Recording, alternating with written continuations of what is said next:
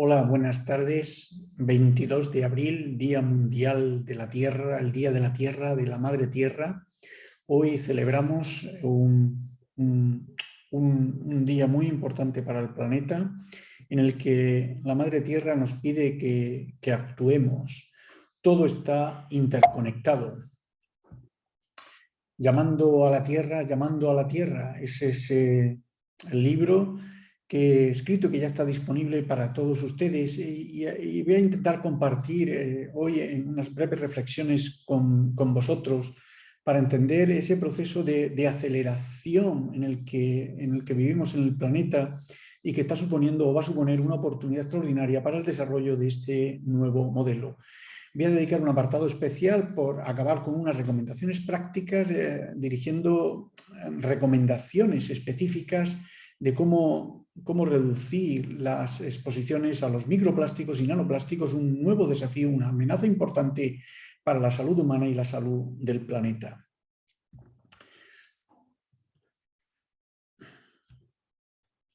Bien, todo está interconectado.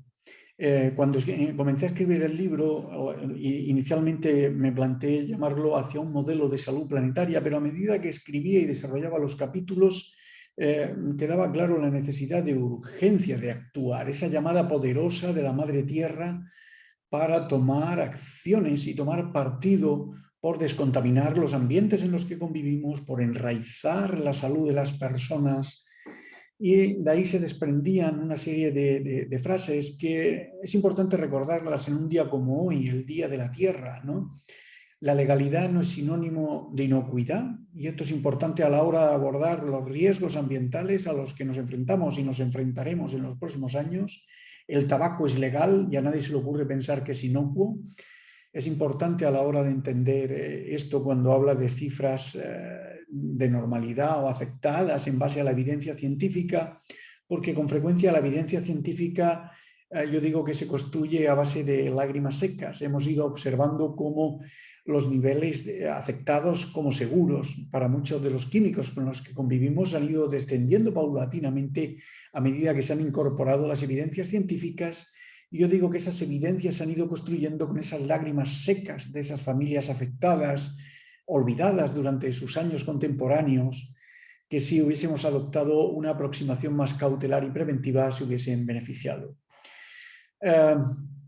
Me preocupa más el tranquilismo institucional que el supuesto alarmismo social. Y esta es una frase que me gusta recordar porque la sociedad civil no se alarma. La sociedad civil está buscando interlocutores capaces de interpretar esa creciente conciencia social de la relación que hay entre salud y ambiente. Esta es la primera tabla, el primer gráfico que encontraremos en el libro Llamando a la Tierra, y es como especie, desde luego, los humanos, si el destino en el planeta Tierra es reproducirse, podemos decir que ha sido un completo éxito la estancia de la especie humana en el planeta Tierra, sobre todo en los últimos 70 o 80 años, con un crecimiento exponencial. Hemos alcanzado cuotas de desarrollo increíbles y beneficiosas para todos, hemos mejorado indicadores de salud y de la sociedad planetarios, pero ahora tomamos conciencia de que quizás ha sido a costa de lo que podríamos llamar unos efectos colaterales. Y el tomar conciencia de esto es bueno, porque esa autoconciencia nos permitirá encontrar las mejores soluciones. La pérdida de especies, la pérdida de biodiversidad está detrás de muchos de los efectos relacionados y que estamos observando, incluso la aparición de zoonosis como la COVID, el SARS-CoV-1, SARS-CoV-2 y otros relacionados con esa pérdida de biodiversidad, la pérdida de ese efecto de dilución de estos problemas cuando el número de especies es mayor. El entender que la pérdida de biodiversidad constituye un desafío extraordinario, ¿no? Para entender que la salud del globo ese que hay ahí, el fondo del planeta Tierra, y de todos nosotros es indisoluble e inseparable. Bien, cuando le proponía en el subtítulo, en la descripción del vídeo, la gran aceleración, es decir, ¿qué supone eso? Pues fíjense ustedes en el momento de la historia en el que estamos viviendo, ¿no? Esa gráfica ahí de la población mundial, Fíjense ese crecimiento exponencial de los últimos 70 años. El Producto Interior Bruto con ese crecimiento exponencial, el uso de energías primarias de una forma exponencial, la población urbana de una forma exponencial, el número de millones de movimientos de familias haciendo turismo, el número de millones de automóviles que hemos sido capaces de volcar en el planeta Tierra, la cantidad de construcciones que hemos desarrollado, es decir, el nivel de aceleración vinculada a lo que entendemos como desarrollo hasta ahora ha ido situando y creciendo de forma paralela y estresando, por decirlo de alguna forma, esos límites planetarios de esa bolita que hay allí al fondo. Esa gran aceleración se ha observado sobre todo en el crecimiento del CO2, es decir, de una forma exponencial con lo que supone para ese calentamiento, esa emergencia climática en todas nuestras naciones, el crecimiento de óxido de nitroso, la presencia de metano, el ozono estratosférico, la temperatura en la superficie de la Tierra, la acidificación de los océanos y así, etcétera, etcétera, etcétera. Estamos observando una aceleración en la forma de sobrepasar esos límites y barreras planetarias. El cambio climático, esa emergencia climática, quizás es el paradigma más importante. Estamos en una situación del planeta en el que quizás seamos de las últimas generaciones capaces de poder actuar para revertir algunos procesos o por lo menos mitigar en gran medida el impacto relacionado. Todos estos gráficos en definitiva nos recuerdan que tendremos que ser capaces, y ya estamos en ello. La buena noticia es que tener tanta información, tantos indicadores, nos permite y nos va a permitir tomar las mejores soluciones. Bien, en el libro Llamando a la Tierra hay varios capítulos y apartados dedicados a cómo crear el proyecto de Ecosalud, cómo las personas podemos contribuir a mejorar el estado de la salud del planeta, además de proponer una serie de acciones para los sistemas de salud, los modelos de organización, de sociedad. Y en el día de hoy quiero recuperar algo que es importante también dentro de esa aceleración, y es hablar de los microplásticos y de los nanoplásticos, ¿no? Y lo que representa como un fenómeno relativamente nuevo también en el planeta Tierra. ¿Cómo de grande es el problema de los plásticos en el planeta Tierra? Pues solo con mirar alrededor de nuestros hogares, de aquí mismo donde estamos, el ver cómo ha inundado el plástico toda nuestra vida.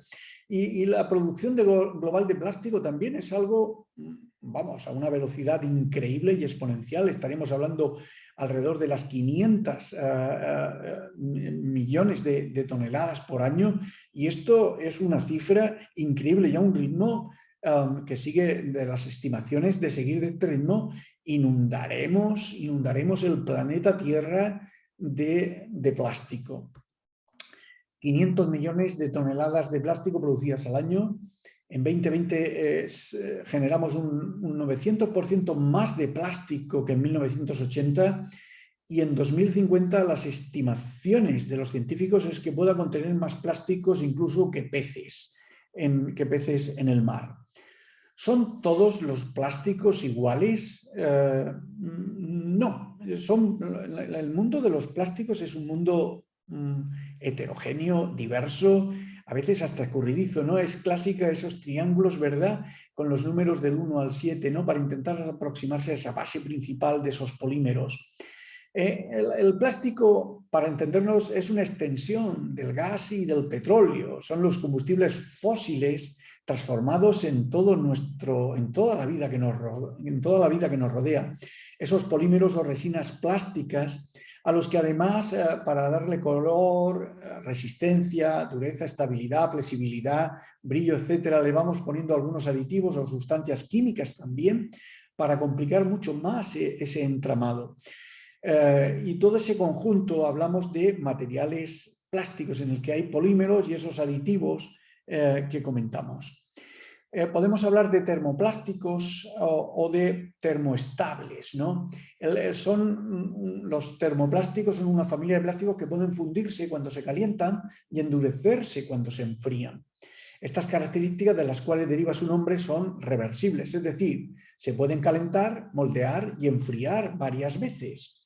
Y esta es una característica de muchos de los plásticos con los que convivimos, desde el polietileno, el poliestireno, etcétera. Luego hay unos termoestables que son una familia de plásticos que experimentan un cambio químico cuando se calientan, creando una red tridimensional. Una vez calentados y moldeados, no se pueden volver a fundir y cambiar de forma. Hablamos de esas resinas epoxi, de las resinas de melanina, resinas fenólicas, poliuretano, silicona, etcétera. Pero además es bastante complejo el proceso porque la mayoría de los plásticos no son biodegradables, muchos de ellos son persistentes además, y acaban fragmentándose. La forma de degradarse es una fragmentación, haciéndose trocitos cada vez más pequeños, y así hablamos de los microplásticos y de los nanoplásticos. Bien, en esta gráfica, por el tamaño de esos fragmentos, normalmente aceptamos o tendemos a aceptar que menores de 5 milímetros hablamos de microplásticos, menos de 5 milímetros hablamos de microplásticos, aunque puede variar un poco, pero de forma general, menos de 5 milímetros hablamos de microplásticos. Y luego vamos disminuyendo, según ese fragmento sea cada vez más pequeño, hablamos de mesoplásticos, esos microplásticos y esos nanoplásticos. Esos nanoplásticos por debajo de la micra, es decir, extremadamente pequeños. Es decir, esa fragmentación hace que se dividan en trocitos más pequeños. Cuando son menores de 5 milímetros, hablamos de esos, empezamos a entrar, a acercarnos al microplástico, y conforme más pequeño, fíjense ustedes cómo aparece ahí, menores de una micra, el nanoplástico. Ok. Comemos, respiramos y absorbemos plástico. ¿Cómo ha acabado este microplástico en el plato? Esos fragmentos tan pequeñitos, esos fragmentos acaban entrando dentro de la cadena trófica y a través de la cadena trófica es como nos llega a nosotros al plato, ¿no? Los plásticos degradados se convierten en microplásticos menores a 5 milímetros y así sucesivamente por los procesos físicos, procesos también químicos, acaban fragmentándose en nanoplásticos, en plásticos muchísimo más pequeños que pueden pasar a la cadena trófica de alimentos y de así nos llega al plato. Fíjense ustedes aquí esas diferencias de los macroplásticos, los mesoplásticos de 5 milímetros a 200 milímetros y por debajo de los 5 milímetros los microplásticos y por debajo de la micra los nanoplásticos. Es decir, de más tamaño a menor tamaño. El tamaño fundamentalmente es el que nos permite diferenciar el hablar de microplásticos o nanoplásticos. A partir de ahora hablaremos de micronanoplásticos porque son los que en definitiva, por su tamaño, los que digamos preocupan más al mundo académico científico y los que observamos y se ha observado esa transferencia en la cadena, esa importancia en la cadena trófica de alimentos y en los distintos ecosistemas, porque es la vía final de degradación de los plásticos. Bien, esos termoplásticos o termoestables, como aparecen aquí en la imagen, el termoestable del poliuretano, el polietileno por el otro lado, el polipropileno, por la fotodegradación, la biodegradación, la termooxidación, la degradación térmica, la hidrólisis, acaban acelerando esos procesos de fragmentación. Aparecen los microplásticos con un tamaño menor de 5 milímetros y de ahí exposiciones a la radiación ultravioleta prolongadas, esas temperaturas medias en torno a los 30 grados, acaban convirtiendo en un proceso de acción a lo largo del tiempo en plásticos mucho más pequeños, los nanoplásticos. En los termoestables, los procesos de abrasión acaban también haciendo trocitos más pequeños de microplásticos y acaban finalmente convertidos en nanoplásticos. Los microplásticos y nanoplásticos pueden ser primarios o secundarios, ¿no? Secundarios procedentes de esos procesos que hablábamos anteriormente de fragmentación y degradación, ¿no? Que acaban convirtiéndose en trocitos más pequeños, y los primarios pues los encontramos, como aparecen ahí en la imagen, en productos cosméticos, en pastas dentríficas, en detergentes, suavizantes, en mezclas de harina fina utilizadas para limpiezas en seco, incluso en vectores farmacéuticos e impresiones en 3D. Las cantidades son importantes, es decir, en un envase de cosmética puede haber decenas de miles, centenares o incluso millones de microplásticos, y esto es un fenómeno relativamente nuevo. Los secundarios generados por esa lenta degradación, como aparece aquí en una limpieza de playas, ¿no? La cantidad de microplásticos que hay disueltas en la arena. Este es uno de los trabajos que la Asociación Ecología y Salud pretende desarrollar con jóvenes, ¿no? Y adolescentes en las playas del Mar Menor para hacer un estudio sobre microplásticos. ¿Dónde acaba el plástico? Porque hay mucho mito sobre esto. El plástico en general y de forma mundial, podemos decir que a pesar de los grandes esfuerzos que hacemos, ¿no?, los ciudadanos por reciclar, solamente entran verdaderamente a nivel mundial, el 9% de los plásticos son reciclados. Vamos, en España los envases reciclados pueden alcanzar en torno a un 25%. La inmensa mayoría de los plásticos en el planeta Tierra acaban bien incinerados, un 12-15%, y la inmensa mayoría, casi el 80%, muchos de ellos en vertederos ilegales, terrestres y sobre todo marítimos. El mar, los océanos, la contaminación por microplásticos en los océanos es de un calado importantísimo. La importancia de la transferencia acuática para la cadena alimentaria humana también es importante, porque si llenamos de plásticos el mar, de microplásticos, acaba entrando a través del plancton, de los peces pequeños, en esa cadena trófica de alimentos, y así nos llega al plato. Dicen que es el 7º continente del planeta Tierra, es una isla de basura en el Pacífico constituida de plástico, en el que las corrientes marinas además aceleran ese proceso. Y es un continente enorme de plástico que flota en las aguas del Pacífico. Tiene unas dimensiones actualmente que triplica la superficie de toda España, ¿no? Y un peso de 79.000 toneladas de plástico flotante. El plástico, la contaminación por plásticos en los océanos es algo que nos debería preocupar a todos como especie, por lo que representa para la salud del planeta. Un ejemplo también más cercano y para celebrar, ¿no?, trabajos de investigadores de la región en la que vivo, en la región de Murcia, ¿no?, concretamente de la UPCT de Cartagena. Un estudio precioso que intenta caracterizar los plásticos en las playas, en esa zona litoral del Mar Menor, con unos resultados de verdad muy ilustrados, ¿no?, de cómo encuentran 53, de 50 a 60, voy a decir, microplásticos por kilo en sedimentos del Mar Menor. Y me parece unos resultados, un trabajo, como aparece ahí en la imagen, que es fácilmente reproducible, y que pienso que de trabajar con los jóvenes por la monitorización de los microplásticos en nuestras zonas costeras y litorales puede ser un buen mensaje de concienciación y de generar cultura para prevenir este impacto.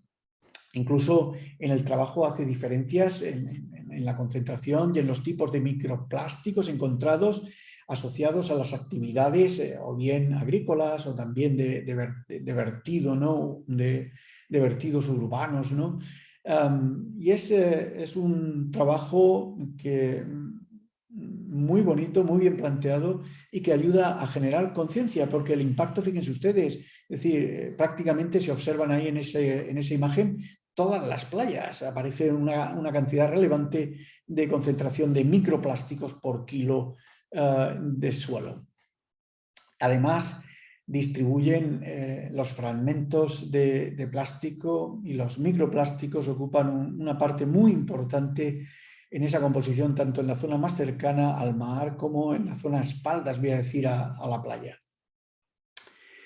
Los plásticos principales que encuentran son los de baja densidad, pero también hay de alta densidad en relación fundamentalmente pues, a los plásticos, ¿no? Y a toda esa basura, ¿no? que generamos, y también al plástico de los invernaderos, ¿no? Y de las actividades agrícolas de la comarca.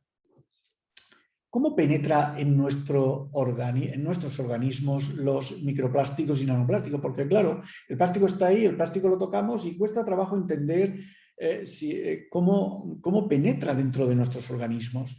Pues penetra fundamentalmente por 3 vías: una vía digestiva, por vía inhalatoria o respiratoria y por la absorción cutánea. Ya sabemos, claro, el tamaño del plástico aquí también es importante porque los plásticos, los microplásticos de mayor tamaño, por supuesto, no van a penetrar, pero es probable que tengan un efecto tóxico per se, ¿no? en relación con las mucosas. Pero el interés sobre todo es con los nanoplásticos, los microplásticos más pequeños, esos nanoplásticos, porque sabemos que entran dentro de la cadena trófica. Sabemos que hay un proceso de bioacumulación y de biomagnificación de los plásticos en los seres vivos, que sabemos que llegan a nosotros a través fundamentalmente de la comida, de la ingesta, también por inhalación y en parte también por absorción. La ingestión de plásticos hace que esas partículas coronadas, ¿no? de nanoplásticos, esos plásticos por debajo de una micra, pues pueden pasar y pasar al torrente, a los capilares y, digamos, de alguna forma introducirse dentro de nuestro organismo. Las partículas de microplásticos son rechazadas por su propio tamaño, es probable que tengan un efecto per se, nos queda mucho por comprender sobre esto, pero sabemos que esos nanoplásticos pueden atravesar, y lo hemos aprendido en trabajos en animales de experimentación, la inhalación también, esa barrera alvéolo capilar puede ser atravesada por esas partículas tan pequeñas de nanoplásticos. Y la absorción cutánea, que incluso se ha utilizado, ¿verdad?, en productos cosméticos o con una finalidad farmacéutica también, ¿no? Esa absorción de esas nanopartículas a través de esos capilares. Bien, sabemos por estudios en animales de experimentación que la absorción de micro y nanoplásticos por encima de los 150 milimicras no se absorbe. Por debajo de las 150, pues puede tener una absorción linfática. En torno a los 100 por la vena porta. Alveolar por debajo de las 20 milimicras. E incluso pasar la barrera hematoencefálica y transplacentaria por debajo de las 100 nanomicras, por debajo de las 0,1 milimicras. Y esos nanoplásticos, para el mundo científico y académico, el mundo médico científico, supone un reto y un desafío importante, porque si ustedes me preguntan qué impacto puede tener esa absorción de nanoplásticos a esos niveles, yo les digo, nos queda mucho por saber, nos lo dirán las próximas generaciones. Pero la buena noticia es que podemos poner en marcha medidas para reducir los plásticos en la medida que podamos. Los efectos que provoca pues son diversos y ya digo que hay todavía mucha incertidumbre, pero las evidencias poco a poco se van acumulando, porque fíjense ustedes, hablamos del polímero, pero también hablamos de los aditivos, de la cantidad, de los centenares de sustancias que pueden llegar a utilizarse en lo que podemos llamar materiales plásticos, y sabemos uno a uno de esas moléculas que forman parte de algunos efectos, pero no de su conjunto. En esta gráfica aparecen efectos en la salud asociados con exposiciones tempranas a plásticos y productos de higiene personal, como es decir, los ftalatos, que es un plastificante, el bisfenol A, que se utiliza, ¿no?, para la fabricación de policarbonatos, los polibromados o retardantes de llama, ¿no?, que se utilizan, pues fíjate, muchas cosas del hogar, ¿no?, para que sean inúfugos, los policlorofenilos, los parabenos como conservantes. Fíjese, los ftalatos en animales de experimentación se han asociado a toxicidad testicular, malformaciones del aparato reproductor masculino, clitorquidia, hipospadias y tumores testiculares, un menor peso al nacimiento, tumores hepáticos. En las personas, a una disminución de la distancia anogenital, que es un marcador de androgenización. La exposición postnatal produce disminución de la testosterona libre y alteraciones en la inmunidad humoral. Se ha asociado con rinitis, eczema, sibilancias. Y alteraciones morfocitogenéticas en el esperma. El bisfenol A en animales de experimentación se ha asociado a una disminución de la fertilidad. Es neurotóxico, sobre todo para los animales en desarrollo. Estimula los receptores estrogénicos en el cerebro. Exposiciones prenatales se han asociado a hiperactividad y dificultad de aprendizaje. En las crías, pubertad temprana, incremento de tumores mamarios e hipertrofia prostática, incremento de adipocitos. En animales, en humanos, se ha asociado la exposición a bisfenol A a un mayor riesgo de diabetes y síndrome metabólico. Se ha asociado a la obesidad infantil y se ha asociado a un mayor riesgo cardiovascular y enfermedades hepáticas. Y así podríamos estar enumerando efectos a los que todavía nos queda por comprender, pero en moléculas uno a uno, pero hay que entender que con frecuencia las exposiciones de los microplásticos y de los nanoplásticos igual, no dejan de ser ese cóctel de composición en el que hay polímeros, resinas, pero también hay multitud de sustancias alrededor que se han ido añadiendo por la utilidad industrial o las características que vamos buscando, ¿no?, en su fabricación. Ese cóctel de contaminación, esa capacidad de transporte de sustancias tóxicas, como algunas de las que aparecen en la imagen, el plomo, algunas son bien para fabricar directamente el polímero, o son metales como el cadmio, derivados nitrosos, o otros metales pesados como el cobre, mercurio, arsénico, aluminio, antimonio, zinc, que se han usado para la fabricación de polímeros, de estos plásticos. Y aquí aparecen algunos de los efectos con los que se han asociado. Es el entender que los microplásticos, los nanoplásticos, son un problema complejo porque es una exposición en pequeño de multitud de sustancias de una forma, voy a decir, universal y constante ya en nuestras vidas. Ya es un fenómeno relativamente nuevo. Los efectos potenciales de microplásticos y nanoplásticos en la salud de interés científico están vinculados fundamentalmente, si hablamos de enfermedades crónicas, esa relación con la obesidad es una línea de trabajo importantísima y de forma secundaria en relación al cáncer, ¿verdad?, por esa capacidad de disrupción estrogénica de muchas de estas moléculas, disrupción hormonal. Y luego ese carácter irritativo de la mucosa respiratoria, disnea, ¿no?, para asociarse a un mayor riesgo, voy a decir, cardiopulmonar y a problemas respiratorios, asma también, ¿no? Son impactos potenciales adicionales que debemos tener en cuenta en los estudios futuros. Esa relación con el estrés oxidativo, esa toxicidad propia de las partículas per se, por el hecho de estar, aunque sea irritando, ¿no?, porque son elementos nuevos en el Homo sapiens. Las asociaciones con enfermedades crónicas a través de la ingestión, de la inhalación o de la absorción térmica. ¿Cuánto plástico entra en nuestro organismo? Y esto también hay algunos trabajos que intentan hacer estimaciones de ingesta. Hay datos en Estados Unidos y en Australia para estimar que al año el consumidor norteamericano ingiere de 74.000 a 121.000 micronanoplásticos al año y consumen 5 gramos de plástico, 5 gramos de plástico a la semana.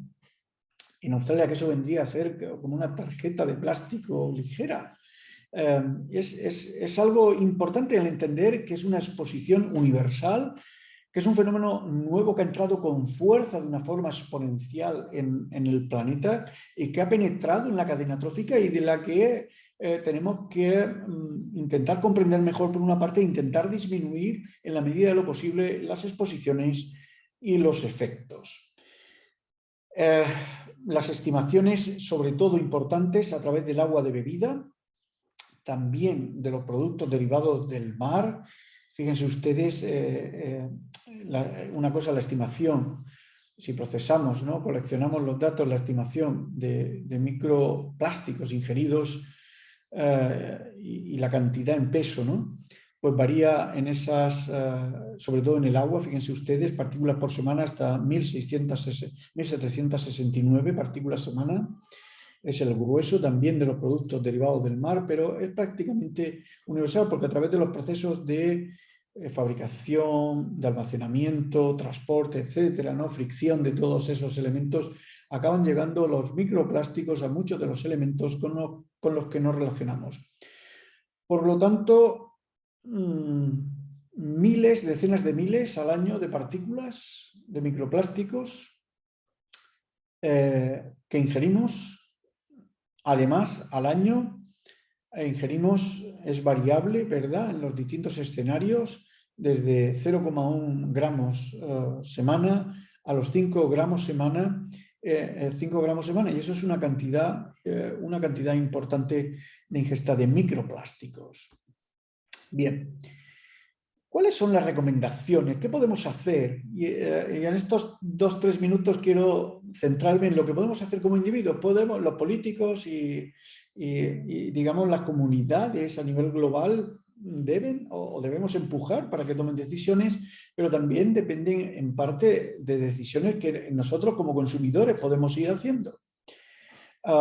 Bien, el entender, en primer lugar, hay que decir que una dieta más vegetariana con predominio de alimentos naturales, ecológicos y sostenibles, de forma global, en el sentido de la salud planetaria, incorporando lo que es la huella de carbono, incorporando aspectos de retorno,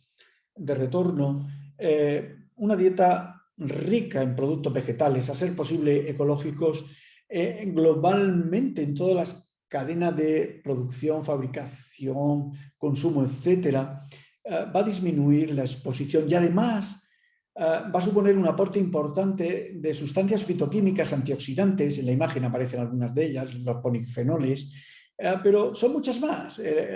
Las evidencias científicas en humanos, en trabajos observacionales, no se ha encontrado con una molécula, sino con la acción combinada de los alimentos, esa dieta, voy a decir, más vegetariana, que en definitiva es una dieta rica en productos vegetales. Se ha asociado a una más salud y a mayor bienestar de los individuos, en parte porque supone un aporte importante de estas sustancias, de ese cóctel natural que supone la acción combinada en los alimentos, y por eso una dieta vegetariana con predominio de alimentos naturales, ecológicos y sostenibles constituye una barrera importante para disminuir la exposición y los efectos de los micronanoplásticos en la salud. Los condimentos y especias son ricos en sustancias fitoquímicas antioxidantes. El aceite de oliva extra virgen, extra, es probablemente en nuestra dieta el que más aporta antioxidantes en nuestra dieta. Las frutas del bosque, esas frutas rojas, ¿verdad?, los frutos secos, la fruta fresca y del tiempo, en general vegetales ecológicos y de cercanía, contribuyen a disminuir las exposiciones y los efectos asociados, ¿no? Contrabalancear exposiciones y efectos relacionadas con los micronanoplásticos. Beber agua potable abundante y a ser posible del grifo en vidrio o cántara, evitando la mineral envasada en plástico. Esta imagen es preciosa porque, fíjense ustedes, el beber de la cántara, ¿no? O el beber agua del grifo o en ese vidrio, en botellas de vidrio, con ese 1,5 litros al día de media supone al año estar expuestos a unas 4.000 micronanoplásticos al año. Pero si consumimos agua embotellada en plástico, se incrementa a decenas de miles, casi 100.000, hasta casi 100.000 en algunos casos, micronanoplásticos al año. Muchos de ellos tengan ustedes en cuenta no solamente por el proceso de fabricación, embotellado, envasado, sino transporte, fricción, golpes, etcétera, el calor, la fotoexposición, etcétera, hace que se incremente de una forma importantísima. El consumir agua abundante y a ser posible del grifo y, por supuesto, ¿no?, en una cántara o envasada en vidrio, es muy importante para disminuir la exposición a microplásticos en nuestras vidas. También en la compra de materiales plásticos, reducirlos en nuestras compras y en particular en los alimentos envueltos con bandejas y film de plástico. La mayoría de las veces el utilizar bolsas de papel, bolsas de tela, el decirle a nuestros tenderos, no, por favor, no me lo envuelvas en plástico, no utilices el film, gracias, utiliza el papel, utiliza otros elementos. Aquí a la derecha de la imagen veis páginas web que nos van a ayudar en esa transición, en esa compra, voy a decir, con menos plásticos en nuestro día a día. Y cuando el tendero, porque muchas veces la resistencia a hacer esto es porque no, es que antes había papel de estraza y se utilizaba papel, pero eso ahora es muy difícil encontrarlo y esto supone una gran barrera y dificultad. Es falso, es otro de los mitos, ¿no?, de que las alternativas al plástico es difícil encontrarlas. Miren, me he permitido hacer hoy una búsqueda, ahora mismo, hace unos minutos antes de la charla, del papel de estraza, aquel de toda la vida con el que envolvían los alimentos nuestros padres y abuelos. Y fíjense ustedes, balas de 30 kilos de papel de estraza en láminas. 30 kilos, Dios mío. 30 kilos de papel de estraza es mucho papel de estraza. Y me he permitido recortarlo y ponerlo aquí. Que no nos mientan, es falta de compromiso. Por eso, como consumidores, debemos ayudar a nuestros comerciantes a hacer esa transición ecológica y a buscar estas alternativas que además, como pone aquí, el envío gratis. Creo que tenemos que salir de la zona de confort. La situación en la que está el planeta nos aboca a tomar medidas continuamente yo digo que acciones pequeñas tienen consecuencias de gran envergadura y esas son las acciones de la salud ambiental. O eliminar paulatinamente en nuestros hogares los objetos de plástico. Es decir, fíjense, esa sartén de teflón que prácticamente se ha desgastado, todo lo que falta, todo el teflón ese que aparece en la sartén de arriba que falta, esa parte blanca ya, esa es la que se han consumido en la familia que lo haya utilizado. Si vamos a recambiar nuestras sartenes, es una oportunidad extraordinaria para utilizar sartenes de acero inoxidable, sartenes que no utilicen derivados del plástico como el teflón y otros, de eso que dicen antiadherentes. No los necesitamos y probablemente cuando os acostumbréis a cocinar con la de abajo, pues seguro que vais a saborear muchísimo mejor los alimentos. Empezar por los más antiguos y con una estrategia, empezar por lo más fácil y pensar que vivir como un milagro cualquier recambio que hagáis en el día a día de vuestros utensilios en casa. Evitar calentar alimentos en recipientes o envases de plástico. Pienso que también es importante porque incluso cualquier tipo de plástico, y esto, las grandes diferencias, yo digo en los alimentos infantiles y en los de adultos, ¿no? Con frecuencia los adultos no se comerían calentado en plástico, sin embargo con frecuencia a los niños se le hace pensando que, bueno, que tampoco se van a quejar. El utilizar alternativas a cualquier tipo de plástico en el microondas es lo mejor, porque además algunos de estos plásticos, muchos de ellos, van a livisar y soltar algunas sustancias incluso ese calor aumenta la fragmentación y la transferencia de microplásticos. Además, en lavavajillas, si los colocas con agua caliente, es decir, o con agua fría dentro del lavavajillas, esa fricción, esos mecanismos de fricción hace que aumente el número de microplásticos que acaban en el sumidero y probablemente tú no te los comas, pero van a acabar al final entrando en el alcantarillado, y del alcantarillado va a ir a los sistemas generales y acabarán muchas veces en el mar. El buscar alternativas para calentar alimentos en vidrio, cerámica, el no lavar en el lavavajillas los recipientes de plástico puede ayudar a disminuir la exposición global también a microplásticos. Muy importante también es minimizar el polvo en el hogar, porque tenemos en los sofás, en muchos de los en los suelos de vinilo, ya lo sabemos, los niños con suelo de vinilo o que tienen muchos materiales con polibromados, esas sustancias que son ignúfugas, que con dificultad arden, ¿verdad? Que con lo que se construyen ahora esos plastificantes de los muebles, pues hace que estos niños excreten pues 9 o 10 veces más estas moléculas por la orina. Y si a mí me preguntan qué efectos puede tener en la salud, miren, no lo sé. Sé con limitadas evidencias lo que puede ocurrir en animales, pero lo más importante es que si hacemos una ventilación frecuente del hogar, si aspiramos frecuente nuestros muebles, el sofá, el suelo, si pasamos incluso un paño, podemos disminuir las exposiciones a microplásticos en el hogar.